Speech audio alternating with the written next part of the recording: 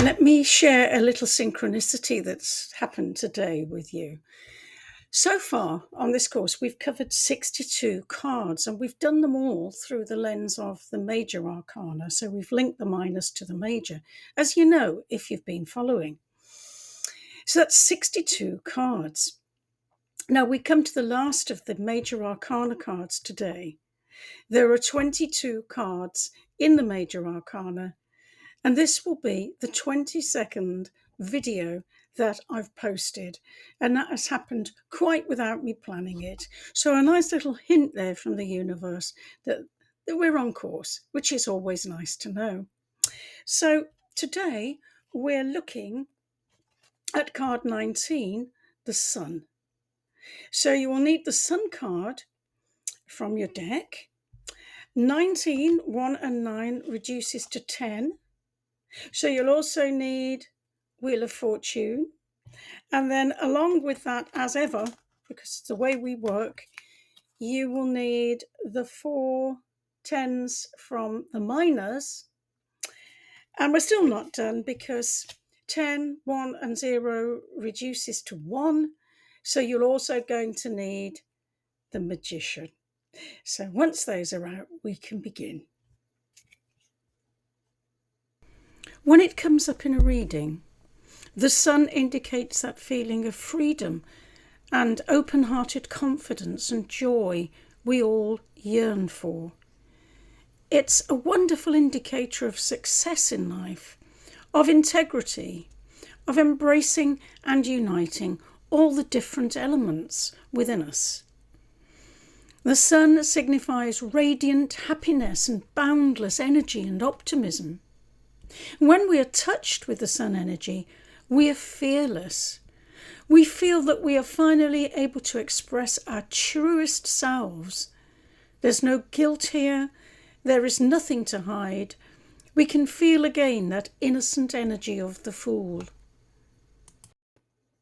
Well, when the Sun comes up in a reading, it's fantastic. And wouldn't we all love to draw it all the time and be feeling like that all of the time? But sometimes the Sun will come up reversed or in a position that we cannot access for some reason. And so we have to therefore ask the question, how can we get back to the joy and warmth and sunlight? Because we may be feeling drained, exhausted, inauthentic, lacking in confidence, unable to shine, cut off from who we really feel we are. So the question is, how do we regain the Sun? How do we get there? Let's look at the hints that the card itself gives us. The Sun card shows us the glory of the noonday sun at its zenith. The sunflowers behind the wall turn their faces to track the light. The child's golden hair is crowned with sunflowers, and they too track the light of the sun. Everything is free in the image, the other side of the restricting wall. The child is naked in the warmth, and we cannot tell their gender. It clearly isn't important. The horse has no saddle or bridle. The child doesn't even need to hold on. He or she spreads their arms in an open-hearted gesture. In all the vulnerability of a naked little child, there is only joy and fearlessness.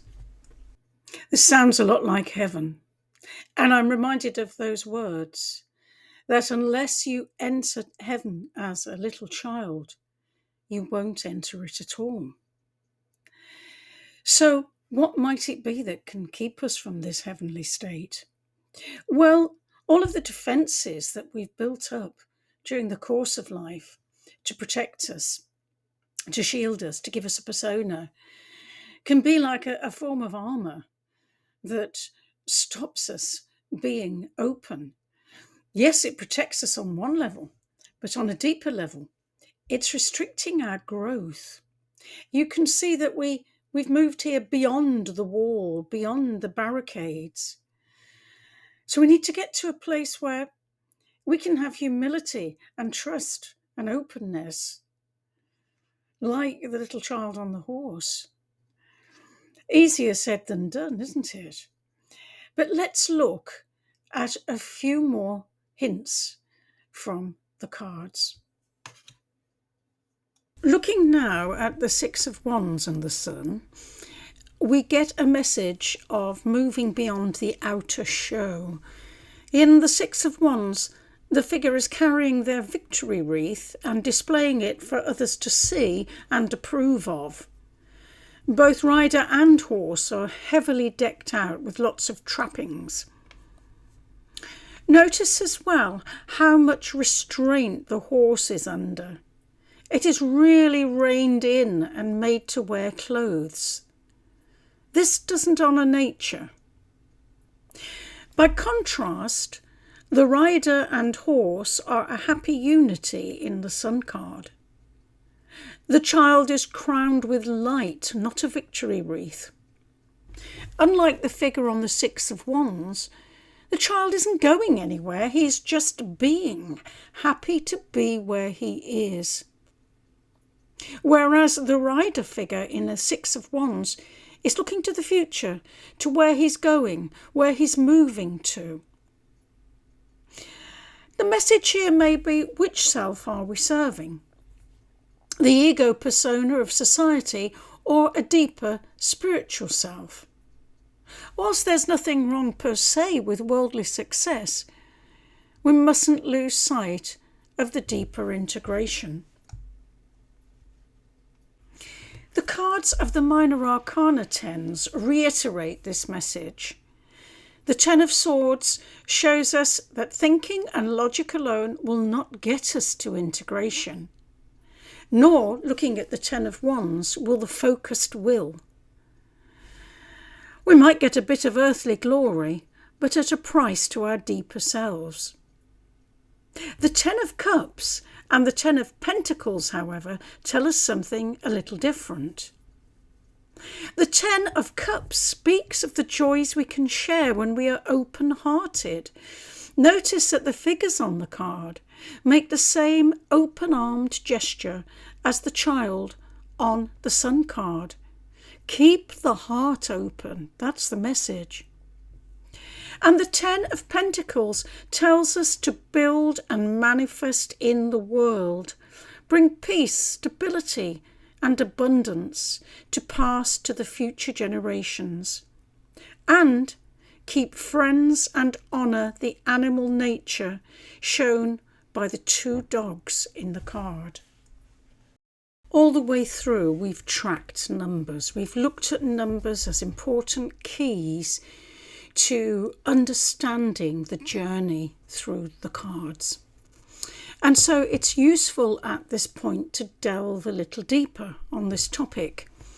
Card 19 reduces to 10, and you'll recall that is the Wheel of Fortune. But that in itself reduces to number 1, the Magician. Now, number 1 is a unity in itself. It's undivided. There is no duality in 1. However, as soon as the Magician uses, as he must, the tools on his table, which are of earth, air, fire and water, the suits of swords, wands, cups and pentacles, as soon as he begins to create with those, inevitably we move into divisions and duality. This has been with us right throughout the tarot journey. And we've said before, the aim is to try to synthesize and unite and blend these opposites.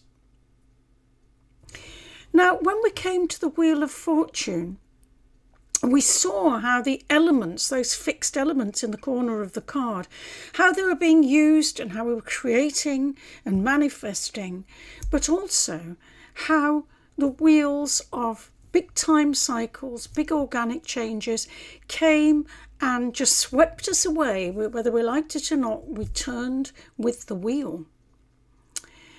But at the very centre of the wheel, at the very, very centre of the hub, there is that still point, that very central little point which represents the deeper self. The dancing children, the naked child, right there at the centre. And the trick we knew was to try to stay in that centre, to try to access that as much as possible, that deeper inner singular self. That's the key. If we can keep a hold of it, we may not always be able to live there, but if we can keep returning to it, keep centering, that's the key to riding the wheel of fortune. And then eventually in our travels along the path of 1 and 10 and 19, we come to the Sun card, where integration is realised. Now, we may not be living in an integrated state all the time, but we're touching it. We're tasting that little bit of heaven on earth, that little bit of wholeness, that sight of what we may be, that much more magnificent self. So the place of the Sun is realising that there isn't a division between the flesh and the spirit. The animal nature and the divine nature are embedded together. Do not divide them. This makes the whole of the earth sacred and precious. And our interactions with it are something that we deeply, deeply have to consider personally and collectively. I said last time when we looked at the moon that we had become a society which, to many degrees, denigrated the female qualities of the moon. But the fact is, unless we bring together these male and female principles, we cannot be whole. And we can only attain wholeness by embracing both moon and sun. I'd like to point out to you the huge banner that the child is flying in their left hand. This is the hand of intuition. He is flying the flag, huge flag, for intuition, for the unconscious, for all of those yin energies of the moon. Very present, taking up a large part of the space of the card. I'd just like to make the point to finish with that both Pamela Coleman Smith, a wonderful artist who gave us all of the images on this tarot deck, and Arthur Waite were members of the Golden Dawn. But it's to another member of the Golden Dawn that I'd like to turn for the final word on this, and that's W.B. Yeats, the poet. And he said that we must pluck until time and times are done. The silver apples of the moon, the golden apples of the sun. I leave you with that. Thank you.